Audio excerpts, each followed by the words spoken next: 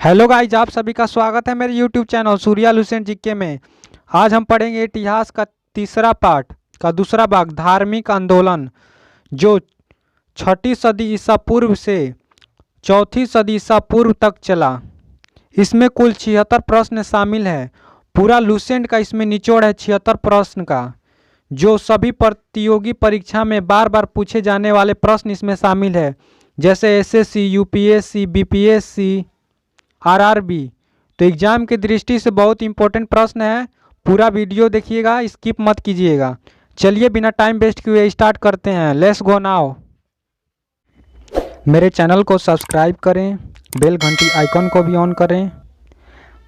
मेरे चैनल का नाम है सूर्या लुसेंट जीके। लाइक करें। मैं जिस तरह से लाइक कर रहा हूँ उस तरह लाइक के बटन को भी क्लिक करें और सब्सक्राइब बटन को भी ऑन रखें। बेल घंटी आइकन को भी क्लिक कर लें। टॉपिक नंबर तीसरा है इतिहास का धार्मिक आंदोलन। धार्मिक आंदोलन टॉपिक का पहला प्रश्न है, जैन परंपरा के अनुसार जैन धर्म में कुल कितने तीर्थकर हुए? 24 को तीर्थकर हुए। ऑप्शन नंबर सी होगा 24। अगला प्रश्न है दूसरा, त्रिपिटक धर्म ग्रंथ है, जो त्रिपिटक धर्म है ग्रंथ है वो किसका है? ऑप्शन नंबर बी होगा बौद्धों का है। अगला प्रश्न है तीसरा, बुद्ध ने निम्नलिखित में से किस स्थान पर महापरिनिर्वाण अर्थात मृत्यु प्राप्त किया था? बुद्ध का मृत्यु कहाँ पर हुआ था? कुशीनारा में या कुशीनगर में। ऑप्शन नंबर ए होगा कुशीनारा या कुशीनगर में। अगला प्रश्न है चौथा, किस शासक ने बौद्धों के लिए विख्यात विक्रमशिला विश्वविद्यालय की स्थापना की थी? जो विक्रमशिला विश्वविद्यालय है उसकी स्थापना किसने की थी? धर्मपाल ने की थी। ऑप्शन नंबर डी होगा धर्मपाल। अगला प्रश्न है पांचवा, किसके द्वारा तृतीय बौद्ध संगति को संरक्षण प्रदान किया गया था? किसके शासनकाल में हुआ था तृतीय बौद्ध संगति? अशोक के शासनकाल में हुआ था। ऑप्शन नंबर बी होगा अशोक। अगला प्रश्न है छठवां, बौद्ध ग्रंथ पिटको की रचना निम्नलिखित में से किस भाषा में की गई थी? जो बौद्ध ग्रंथ है पिटको की रचना किस भाषा में की गई थी? पाली में की गई थी। ऑप्शन नंबर सी होगा पाली। अगला प्रश्न है दोस्तों सातवां, किस शासक के शासनकाल में नेपाल में बौद्ध धर्म का गमन हुआ? अशोक के शासनकाल में नेपाल में बौद्ध धर्म का प्रचार हुआ था। ऑप्शन नंबर बी होगा अशोक। अगला प्रश्न है आठवां, सांची क्यों विख्यात है? भोपाल में जो सांची स्तूप है मध्य प्रदेश में वो किस लिए प्रसिद्ध है? वो सबसे बड़ा बौद्ध स्तूप है इसलिए प्रसिद्ध। ऑप्शन नंबर बी होगा सबसे बड़ा बौद्ध स्तूप। अगला प्रश्न है नौवां, महावीर का जन्म किस क्षत्रिय गोत्र में हुआ था? जांत्रिक क्षत्रिय गोत्र में हुआ था। ऑप्शन नंबर बी होगा जांत्रिक। और गौतम बुद्ध का शाक कुल में हुआ था। ऑप्शन नंबर ए शाक कुल। गौतम बुद्ध का जन्म शाक में हुआ था लेकिन महावीर का जन्म जांत्रिक परिवार में हुआ था। ऑप्शन नंबर बी होगा जांत्रिक। अगला प्रश्न है 10वां, महावीर की माता कौन थी? महावीर की माता का क्या नाम था? त्रिशला। ऑप्शन नंबर सी होगा त्रिशला। प्रश्न संख्या 11 है, गौतम बुद्ध द्वारा अपने धर्म में दीक्षित किया जाने वाला अंतिम व्यक्ति निम्नलिखित में से कौन था? सुबोध नाम का व्यक्ति था। ऑप्शन नंबर डी होगा सुबोध। अगला प्रश्न है 12, प्राचीनतम विश्वविद्यालय कौन था? नालंदा विश्वविद्यालय था। ऑप्शन नंबर सी होगा नालंदा। अगला प्रश्न है 13। किस भाषा का ज़्यादा प्रयोग बौद्धवाद के प्रचार के लिए किया गया था? जो बौद्ध धर्म है उसका प्रचार के लिए सबसे अधिक भाषा का प्रयोग पाली किया गया था। ऑप्शन नंबर सी होगा पाली। अगला प्रश्न है 14। महावीर की मृत्यु कहाँ हुई थी? महावीर की मृत्यु पावापुरी में हुई थी और पावापुरी बिहार के राजगीर में पड़ता है। ऑप्शन नंबर डी होगा पावापुरी। देखिए दोस्तों, इसमें जितना भी प्रश्न है हर एक एग्जाम में आया है। यूपीपीसीएस में भी आया है, एसएससी में आया है और एसएससी बीपीएससी हर एक एग्जाम में आया है। तो ये सभी प्रतियोगिता परीक्षा में बार बार पूछे जाने वाले प्रश्न इसमें शामिल है। इसलिए मेरे चैनल को सब्सक्राइब करना ना भूलें। चलिए आगे बढ़ते हैं। अगला प्रश्न है दोस्तों 15। बोधिसत्व पद्मपाणि का चित्र सर्वाधिक प्रसिद्ध और प्राय चित्रित चित्रकारी है किसमें है? अजंता में है। ऑप्शन नंबर ए होगा अजंता में। अगला प्रश्न है 16। जो 16 प्रश्न है वो आरआरबी टीसी में आया है, 2005 में आया है। ये काफ़ी ज़्यादा इम्पोर्टेंट प्रश्न है। 16 प्रश्न है मठ, मंदिर और स्तूप किस धर्म से संबंधित है? बौद्ध धर्म से संबंधित है। ऑप्शन नंबर ए होगा बौद्ध धर्म। अगला प्रश्न है 17। बौद्ध धर्म एवं जैन धर्म दोनों के उपदेश किसके शासनकाल में दिए गए थे? बिंबिसार के शासनकाल में दिए गए थे। बौद्ध धर्म और जैन धर्म दोनों का उपदेश बिंबिसार के शासनकाल में दिया गया था। ऑप्शन नंबर ए होगा बिंबिसार। यह आरआरबी टीसी 2015 में भी आया है। तो इसलिए मेरे चैनल पर पहली बार आए हैं तो मेरे चैनल को सब्सक्राइब कर लें। ये सभी प्रतियोगिता में बार बार पूछे जाने वाले प्रश्न इसमें शामिल हैं। जैसे अगला प्रश्न है 18। गौतम बुद्ध ने अपना प्रथम उपदेश कहाँ दिया था? गौतम बुद्ध ने अपना उपदेश सारनाथ में सबसे पहली बार दिया था। ऑप्शन नंबर सी होगा सारनाथ। देखिए ये प्रश्न आरआरबी में भी आया है, एएसएम टेक्नीशियन, जीपीएससी, बीपीएससी 2015 में आया है। इसलिए इसमें जितना भी प्रश्न शामिल है सारा इम्पोर्टेंट है। सभी प्रतियोगिता में बार बार पूछा गया है इसमें प्रश्न, इसलिए एग्जाम की दृष्टि से बहुत इम्पोर्टेंट है। इसलिए मेरे चैनल पर पहली बार आए हैं तो मेरे चैनल को सब्सक्राइब करें और ज़्यादा से ज़्यादा शेयर करें हर एक विद्यार्थी के पास, जिससे कि मेरा वीडियो सभी के पास पहुंच सके। चलिए अगला प्रश्न देखते हैं। प्रश्न संख्या 19 है। बौद्ध धर्म ग्रहण करने वाली पहली महिला कौन थी? महाप्रजापति गौतमी थी। ऑप्शन नंबर सी होगा महाप्रजापति गौतमी। अगला प्रश्न है महाप्रजापति गौतमी कौन थी? बौद्ध धर्म गौतम बुद्ध की मौसी थी वो महाप्रजापति गौतमी, जिन्होंने गौतम बुद्ध का लालन पालन किया था। ऑप्शन नंबर सी होगा महाप्रजापति गौतमी। अगला प्रश्न है 20। बोध गया स्थित है, बोध गया बिहार में पड़ता है। ऑप्शन नंबर सी होगा बिहार में। अगला प्रश्न है 21। जातक किसका ग्रंथ है?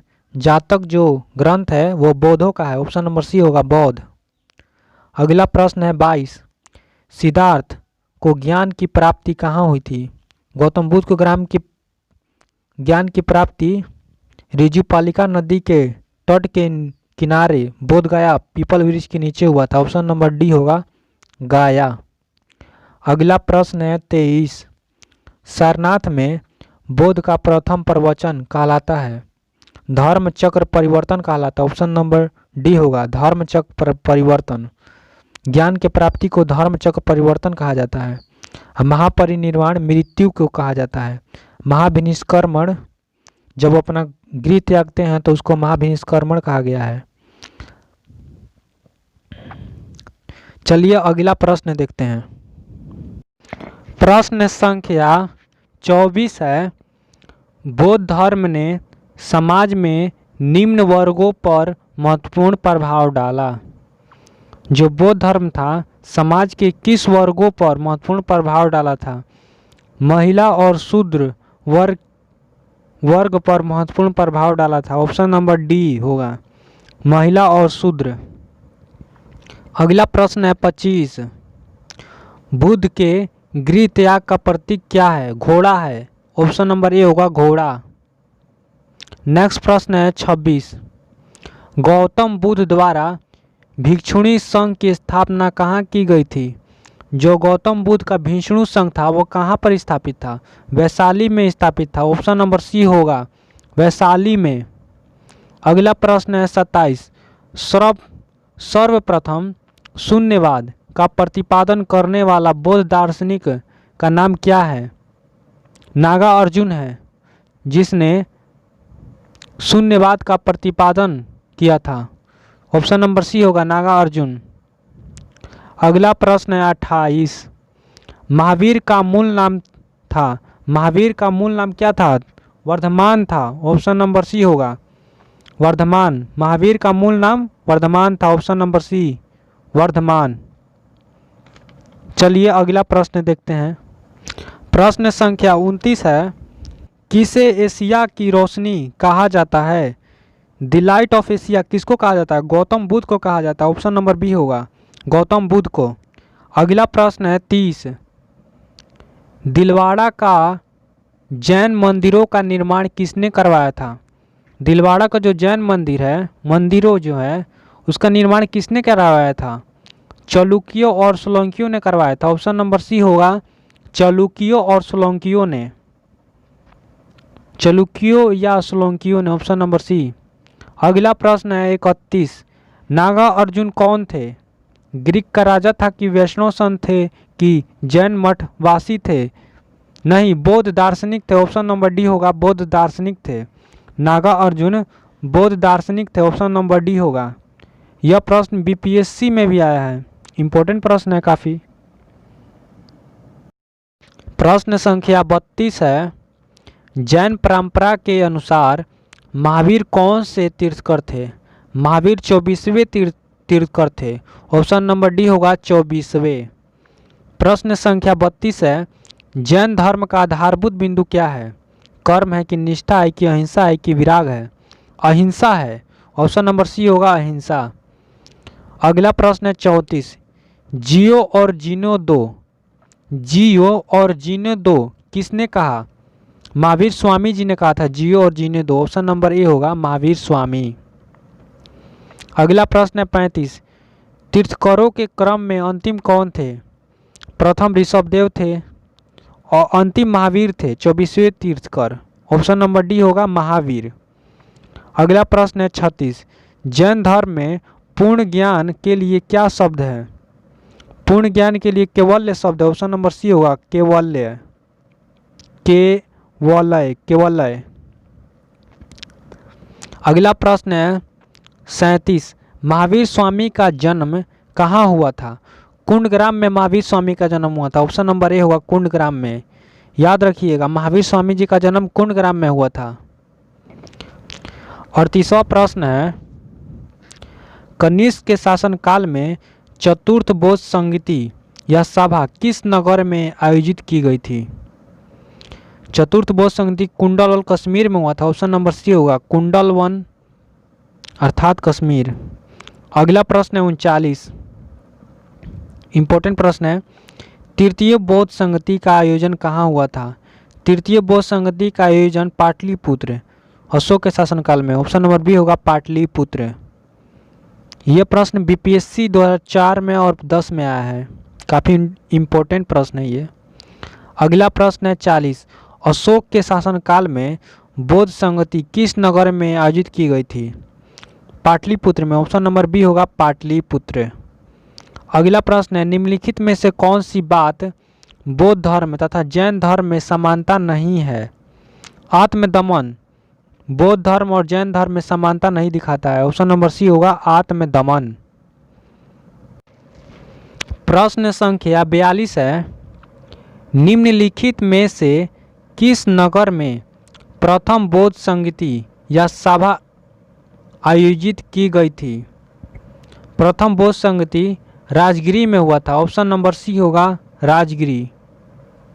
अगला प्रश्न है, बुद्ध के जीवन की 4 महत्वपूर्ण घटनाओं और उसकी संबंध 4 स्थानों का नीचे उल्लेख है।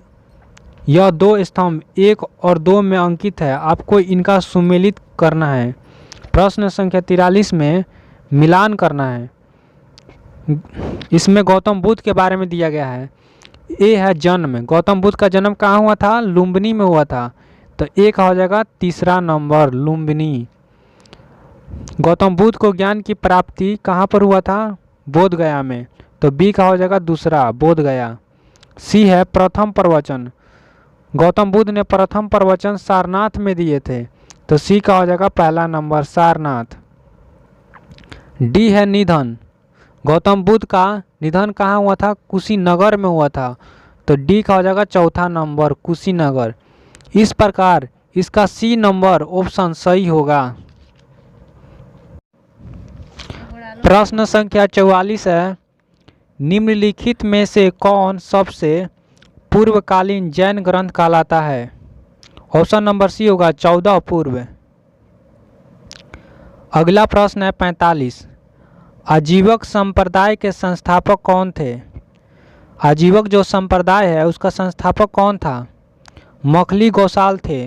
ऑप्शन नंबर डी होगा मखली गौसाल। यह प्रश्न बीपीएससी 1994 में आया है। बहुत इंपॉर्टेंट प्रश्न है ये। अगला प्रश्न है 46, भागवत संप्रदाय के विकास में किसका योगदान अत्यधिक था? जो भागवत संप्रदाय है उसका विकास में किसका योगदान सबसे ज़्यादा था? हिंदू और यूनानी का योगदान था। ऑप्शन नंबर बी होगा हिंद और यूनानी। अगला प्रश्न है 47, भगवान महावीर का प्रथम शिष्य कौन था? जो भगवान महावीर थे उनका प्रथम शिष्य कौन था? जमाली था। जमाली उनका दामाद था। महावीर का जमालिन दामाद था और उनका प्रथम शिष्य था। तो ऑप्शन नंबर ए होगा जमाली। प्रश्न संख्या 48 है, त्रिरत्न सिद्धांत, सम्यक धारणा, सम्यक चरित्र, सम्यक ज्ञान जिस धर्म की महिमा करता है वह कौन सा है? सी है जैन धर्म की व्याख्या करता है। त्रिरत्न सिद्धांत जैन धर्म की व्याख्या करता है। ऑप्शन नंबर सी होगा जैन धर्म।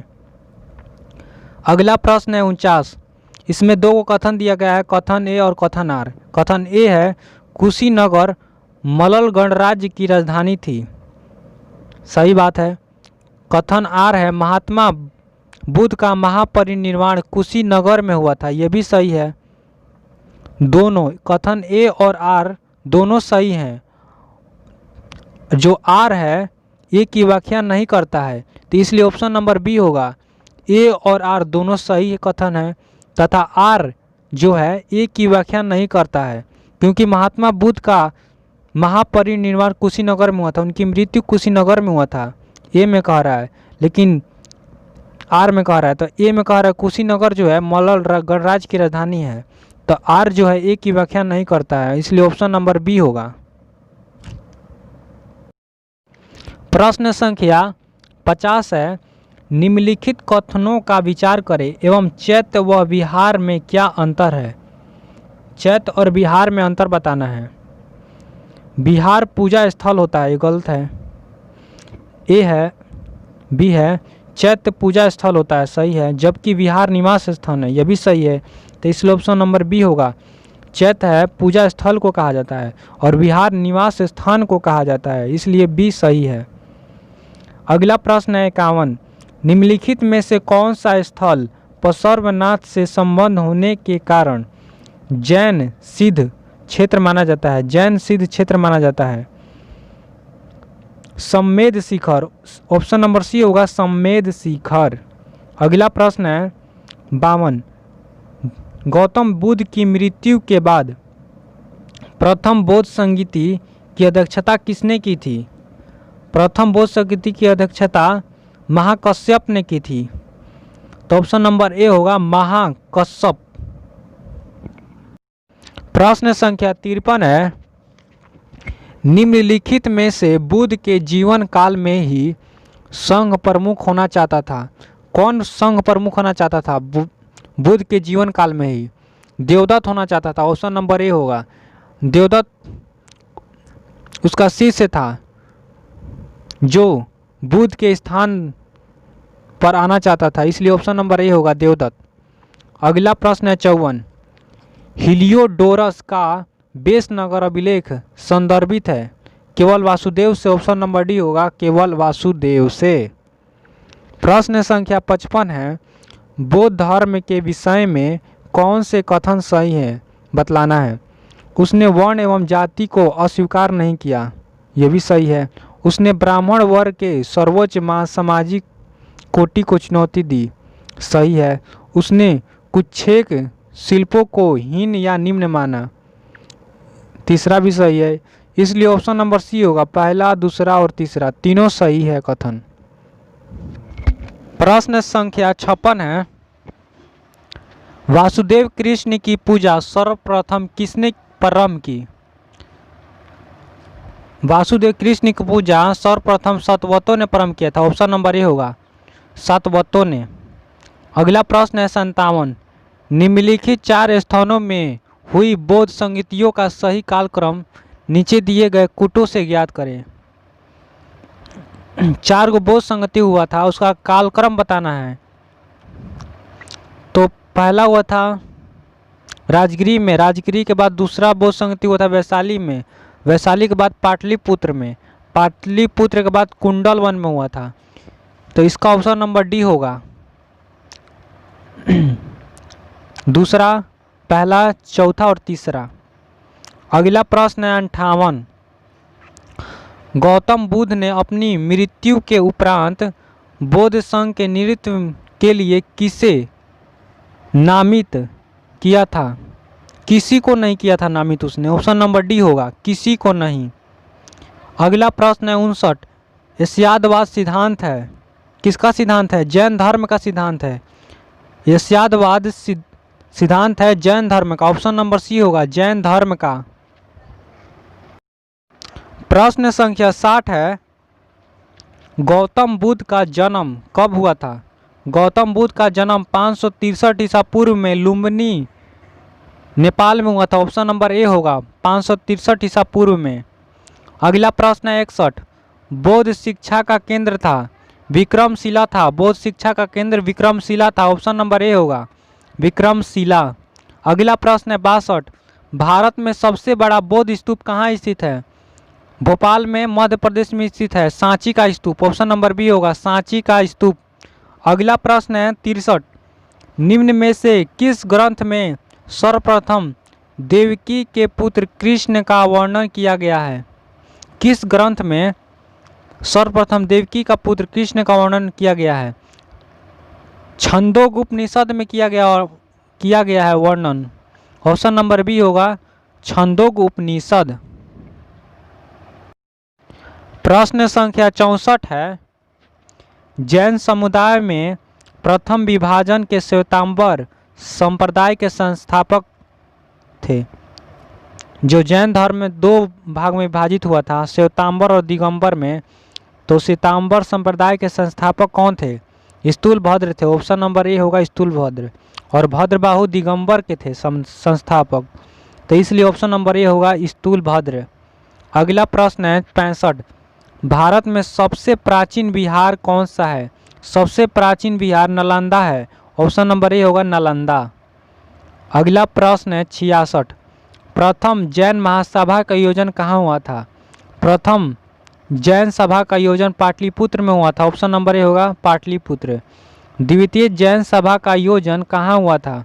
द्वितीय जैन सभा का आयोजन वल्लभी गुजरात में हुआ था। ऑप्शन नंबर बी होगा वल्लभी।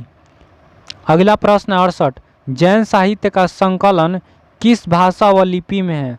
जैन साहित्य का जो संकलन है किस भाषा में और किस लिपि में है?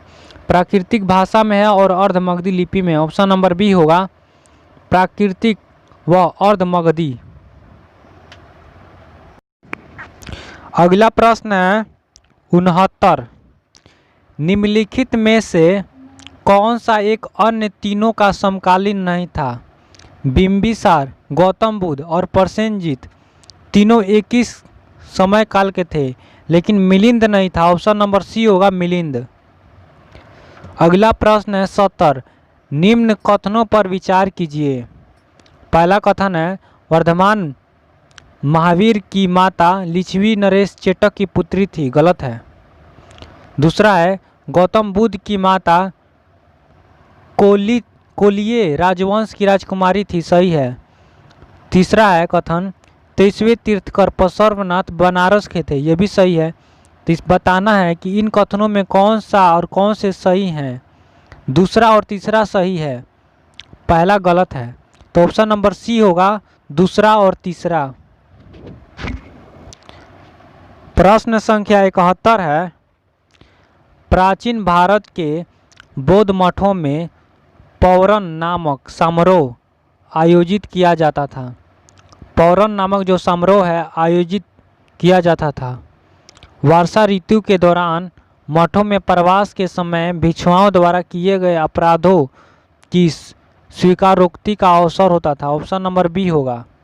वर्षा ऋतु के दौरान मठों में प्रवास के समय भिक्षुओं द्वारा किए गए अपराधों की स्वीकारोक्ति का अवसर होता था। पौराण नामक समारोह आयोजित किया जाता था, बी होगा ऑप्शन नंबर बी। अगला प्रश्न है 72। कश्मीर में कनिष्क के शासनकाल में जो बौद्ध संगति आयोजित हुई थी उसकी अध्यक्षता किसने की थी? कश्मीर के कुंडनवाल में जो अध्यक्षता बौद्ध संगति आयोजित हुई थी उसका अध्यक्षता किसने किया था? वसुमित्र ने किया था। ऑप्शन नंबर डी होगा वसुमित्र। प्रश्न संख्या 73 में दो कथन दिया गया, कथन ए और कथन आर।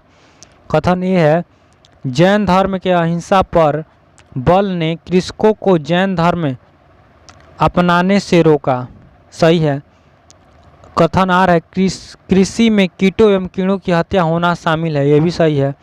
तो ऑप्शन नंबर ए होगा। ए और आर दोनों सही है, लेकिन आर जो है ए की सही व्याख्या करता है, इसलिए ऑप्शन नंबर ए सही है। अगला प्रश्न है 74। अष्टांगिक मार्ग की संकल्पना अंग है धर्म चक्र परिवर्तन सूत्र के विषय वस्तु का। ऑप्शन नंबर डी होगा धर्म चक्र परिवर्तन सूत्र के विषय वस्तु का। यह काफ़ी इम्पोर्टेंट प्रश्न है, यह यूपीएससी के एग्जाम 1998 में आया है। प्रश्न संख्या 75 है मिलिंद पन्हो राजा मिलिंद और किस बौद्ध भिक्षु के मध्य संवाद के रूप में है? नागसेन के मध्य। ऑप्शन नंबर ए होगा नागसेन। अगला प्रश्न है 76। महायान बौद्ध धर्म में बोधिसत्व अवलोकितेश्वर की को और किस अन्य नाम से जानते हैं? महायान जो बौद्ध धर्म का संप्रदाय है बोधिसत्व अवलोकितेश्वर को और किस नाम से जाना जाता है? पगपाणी के नाम से जाना जाता है। ऑप्शन नंबर सी होगा पगपाणी। अगला प्रश्न है 77। बौद्ध धर्म तथा जैन धर्म दोनों ही विश्वास करते हैं, किस पर विश्वास करते हैं? सी, ऑप्शन नंबर सी होगा स्त्री व पुरुष दोनों ही मोक्ष प्राप्त कर सकते हैं। बौद्ध धर्म और जैन धर्म में दोनों पर विश्वास किया जाता था, स्त्री और पुरुष दोनों ही मोक्ष प्राप्त कर सकते हैं। Option number C. प्रश्न संख्या 78 है बौद्ध धर्म के महायान और हीनयान संप्रदायों में सर्वाधिक मौलिक अंतर कौन सा है? देवी देवताओं की पूजा अलग अलग होता है, तो इसलिए सी होगा देवी देवताओं की पूजा। बौद्ध धर्म में महायान और हीनयान में अलग अलग पूजा होता है देवी देवताओं का, तो इसलिए सी होगा देवी देवताओं की पूजा। अगला प्रश्न है 79। जैन धर्म श्वेतांबर एवं दिगंबर संप्रदायों में कब विभाजित हुआ? चंद्रगुप्त मौर्य के समय में विभाजित हुआ था, तो ऑप्शन नंबर ए होगा चंद्रगुप्त मौर्य के समय में। अगला प्रश्न है 80। 80 में मिलान करना है। ये है प्रथम बौद्ध संगति के किसकी अध्यक्षता में हुआ था? महाकश्यप की अध्यक्षता में, तो एक हो जाएगा पहला नंबर।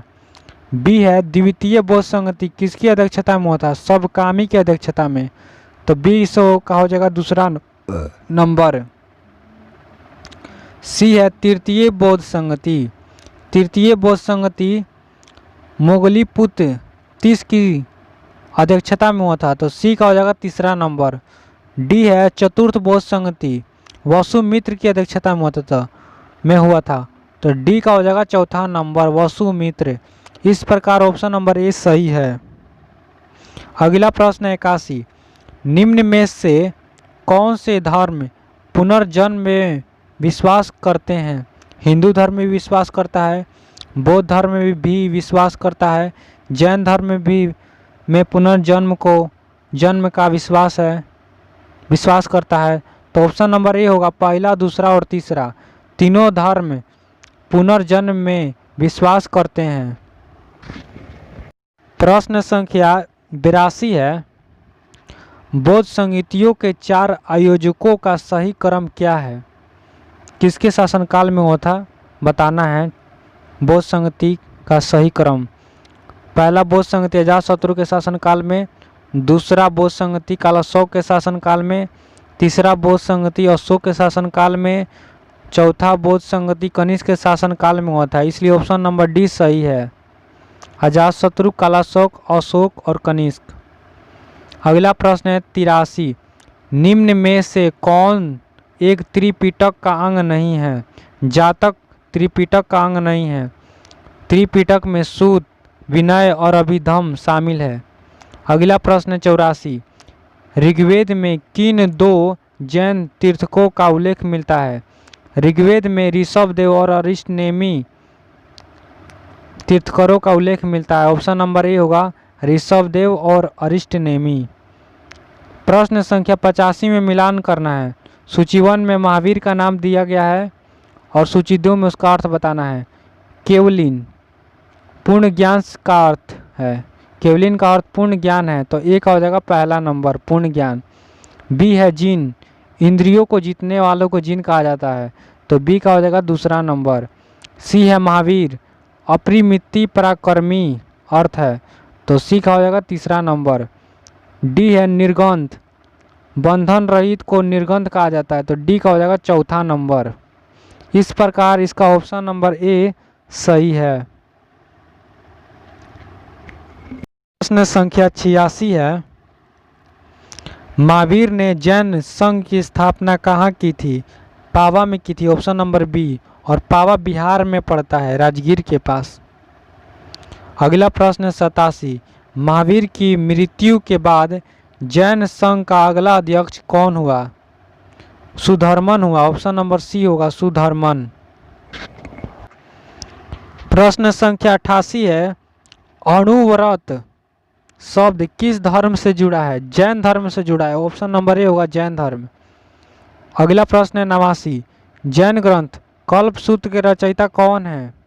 भद्रबाहु है, ऑप्शन नंबर ए होगा भद्रबाहु। कल्पसूत्र के रचयिता भद्रबाहु है, ए होगा भद्रबाहु। अगला प्रश्न है 90, परिशिष्ट पर्व जो कि जैन धर्म से संबंधित रचना है कि रचयिता कौन है? हेमचंद्र है, ऑप्शन नंबर सी होगा हेमचंद्र। अगला प्रश्न है 91, किस जैन रचना में 16 महाजनपदों का उल्लेख मिलता है? भगवती सूत्र में मिलता है, ऑप्शन नंबर ए होगा भगवती सूत्र। अगला प्रश्न है 92, जैन तीर्थकर पसर्वनाथ द्वारा प्रतिपादित 4 महाव्रतों में महावीर स्वामी ने 5वें महाव्रत के रूप में क्या जोड़ा? ब्रह्मचर्य जोड़ा था, ऑप्शन नंबर डी होगा ब्रह्मचर्य। अगला प्रश्न है 93, जैन शिल्प कला का उदाहरण है उड़ीसा का बाघ गुफा है, खंडगिरी है, हाथी गुफा मंदिर है, तो पहला होगा पहला, दूसरा, तीसरा, चौथा, ऑप्शन नंबर ए होगा। आबू राजस्थान का दिलवाड़ा मंदिर भी है, रणकपुर का चौमुख मंदिर भी है, श्रवणबेलगोला कर्नाटक का गुप्तेश्वर या बाहुबली की प्रतिमा है, तो इसलिए ऑप्शन नंबर ए होगा पहला, दूसरा, तीसरा और चौथा, सभी उदाहरण हैं। प्रश्न संख्या 94 है, जैन धर्म को अंतिम राजकीय संरक्षण किस वंश के शासकों ने दिया? गुजरात के चालुक्य ने दिया। ऑप्शन नंबर सी होगा, गुजरात के चालुक्य। अगला प्रश्न है 95। प्रश्न संख्या 95 में मिलान करना है। सूची 1 को सूची 2 से मिलान करना है। सूची 1 में दिया गया है, ए है सुतोधन। सुतोधन कौन थे? बुद्ध का पिता का नाम था सुधोधन, तो ए का हो जाएगा पहला नंबर, बुद्ध का पिता। बी है महामाया कौन थी? बुद्ध की माता थी, तो बी का हो जाएगा दूसरा नंबर। सी है महाप्रजापति गौतमी कौन थी? तो सी का हो जाएगा तीसरा नंबर, बुद्ध की मौसी का नाम था प्रजापति गौतमी या भी माता। डी है यशोधरा। यशोधरा कौन थी? बुद्ध की पत्नी का नाम था यशोधरा, तो डी का हो जाएगा चौथा नंबर। इस प्रकार ऑप्शन नंबर ए सही है। प्रश्न संख्या 96 में मिलान करना है। सूची 1 को सूची 2 से मिलान करना है।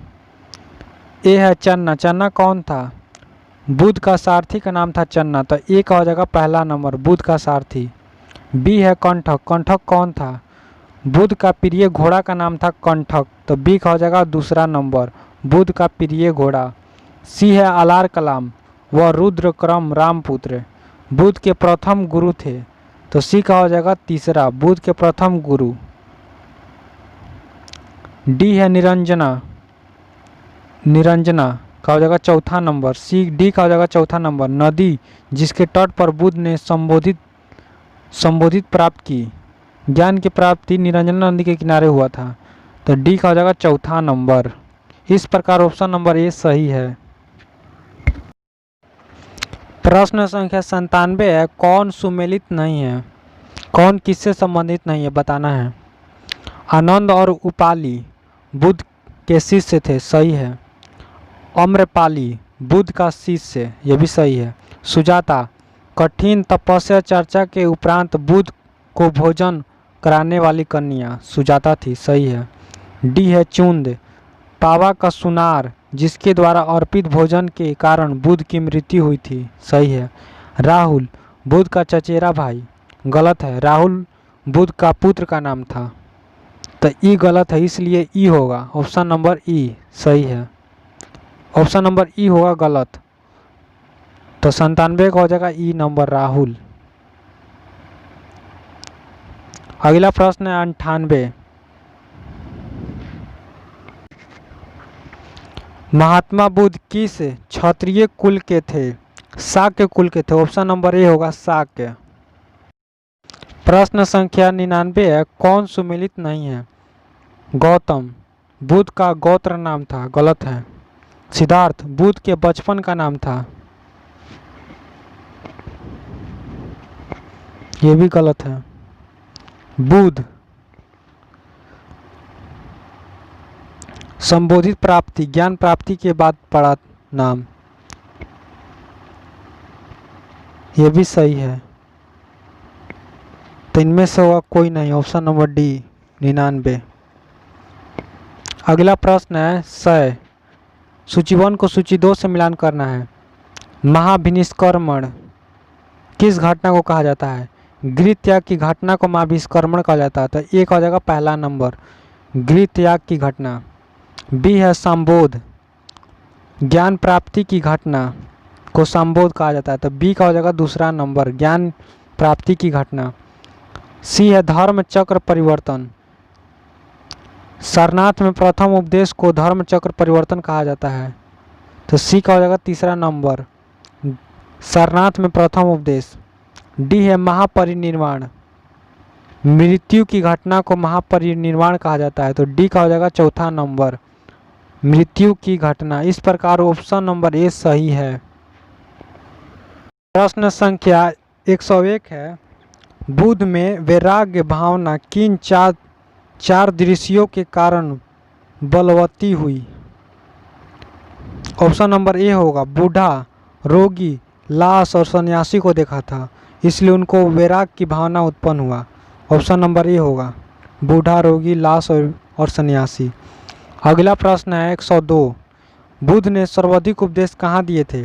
बुद्ध ने सर्वाधिक उपदेश श्रावस्ती में दिए, तो ऑप्शन नंबर ए होगा श्रावस्ती।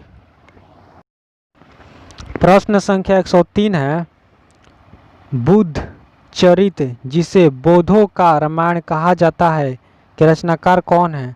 अश्वघोष है, ऑप्शन नंबर ए होगा अश्वघोष। अगला प्रश्न है 104, महाविभास शास्त्र के रचयिता कौन है? वसुमित्र हैं। महाविभास शास्त्र के रचयिता वसुमित्र, ऑप्शन नंबर ए होगा वसुमित्र। अगला प्रश्न है 105, कौन सी बौद्ध रचना गीत के समान पवित्र मानी जाती है? धम्मपद बौद्ध रचना गीत के समान पवित्र मानी जाती है, ऑप्शन नंबर बी होगा धम्मपद। अगला प्रश्न 106, बौद्ध धर्म में भावी बोधिसत्व या भविष्य के बोधिसत्व किसे माना जाता है? ऑप्शन नंबर डी है मैत्रेय को माना जाता है। अगला प्रश्न 107, किसके समय में बौद्ध धर्म स्पष्ट दो स्वतंत्र संप्रदायों हीनयान और महायान में विभाजित हुआ था? कनिष्क के शासनकाल में विभाजित हुआ, ऑप्शन नंबर सी होगा कनिष्क। प्रश्न संख्या 108 है, योगाचार या विज्ञानवाद के प्रतिपादक थे? मैत्रेय नाथ थे, ऑप्शन नंबर बी होगा मैत्रेय नाथ। प्रश्न संख्या 109 है, सूची 1 को सूची 2 के साथ मिलान करना है। सूची 1 को सूची 2 से मिलान करना है। ए है वज्रपाणी, इंद्र देवता के तुल्य हैं, तो ए का हो जाएगा पहला नंबर इंद्र देवता के तुल्य। बी है पाघापाणी, अवलोकितेश्वर को कहा जाता है, तो बी का हो जाएगा दूसरा नंबर अवलोकितेश्वर। सी है मंजूश्री, बुद्ध को परखर करने वाला को कहा जाता है, तो सी का हो जाएगा तीसरा नंबर बुद्ध को परखर करने वाला। डी है अमिताभ, स्वर्ग के देवता को कहा जाता है, तो डी का हो जाएगा चौथा नंबर स्वर्ग के देवता। इस प्रकार इसका ऑप्शन नंबर ए सही है। प्रश्न संख्या 110 है, भारत से दक्षिण की ओर के देशों में बौद्ध धर्म का कौन सा संप्रदाय प्रचलित हुआ? हीनयान प्रचलित हुआ, ऑप्शन नंबर ए। दक्षिण की ओर देशों में हीनयान प्रचलित हुआ। प्रश्न संख्या 111 है, भारत से उत्तर की ओर के देशों में बौद्ध धर्म का जिस संप्रदाय का प्रचार हुआ उसका नाम क्या है? महायान, ऑप्शन नंबर बी होगा महायान, उत्तर के देशों में प्रचलित था। अगला प्रश्न 112, बौद्ध धर्म का मूल आधार कौन सा है? 4 आर्य शब्द, ऑप्शन नंबर ए होगा 4 आर्य शब्द। अगला प्रश्न 113, बौद्ध धर्म में त्रिरत्न क्या इंगित करता है? बौद्ध धम्म और संघ, ऑप्शन नंबर सी होगा बुद्ध धम्म संघ को इंगित करता है। प्रश्न संख्या 114 है, बौद्ध धर्म को भारत में अंतिम राजकीय संरक्षण किस वंश के शासकों ने दिया है? बंगाल के पाल शासकों ने दिया है, ऑप्शन नंबर ए होगा बंगाल के पाल शासक। प्रश्न संख्या 115 में मिलान करना है। सूची 1 को सूची 2 से मिलान करना है। सूची 1 में बौद्ध शिक्षा केंद्र का नाम दिया गया है और उसका संस्थापक कौन है? नालंदा का संस्थापक कौन है? नालंदा विश्वविद्यालय का कुमारगुप्त, गुप्त वंश, तो एक हो जाएगा पहला नंबर कुमारगुप्त। बी है ओदंतपुरी विश्वविद्यालय का संस्थापक कौन था? गोपाल, पाल वंश, तो ओदंतपुरी का हो जाएगा बी का हो जाएगा दूसरा नंबर गोपाल। सी है विक्रमशिला विश्वविद्यालय का स्थापना किसने किया था? धर्मपाल ने किया था, पाल वंश का राजा, तो सी का हो जाएगा तीसरा नंबर धर्मपाल। वल्लभी जो गुजरात में पड़ता है का संस्थापक कौन था? भट्टारक था, मैत्रक वंश का, तो डी का हो जाएगा चौथा नंबर। इस प्रकार ऑप्शन नंबर ए सही है। प्रश्न संख्या 116 है, अनेकांतवाद निम्नलिखित में से किसका क्रोड या केंद्रीय सिद्धांत एवं दर्शन है? जैन मत का है, ऑप्शन नंबर बी होगा जैन मत। इम्पोर्टेंट प्रश्न है ये। अगला प्रश्न है 117, महान धार्मिक घटना महामस्त का अभिषेक निम्नलिखित में से किससे संबंधित है और किसके लिए कही जाती है? बाहुबली के लिए कही जाती है, ऑप्शन नंबर ए होगा बाहुबली। प्रश्न संख्या 118 है, जैनियों का विश्वास है कि जैन मत 24 तीर्थंकरों की शिक्षाओं का परिणाम है। इस कथन के आलोक में निम्नलिखित में से कौन सा एक वर्धमान महावीर के विषय में सही है?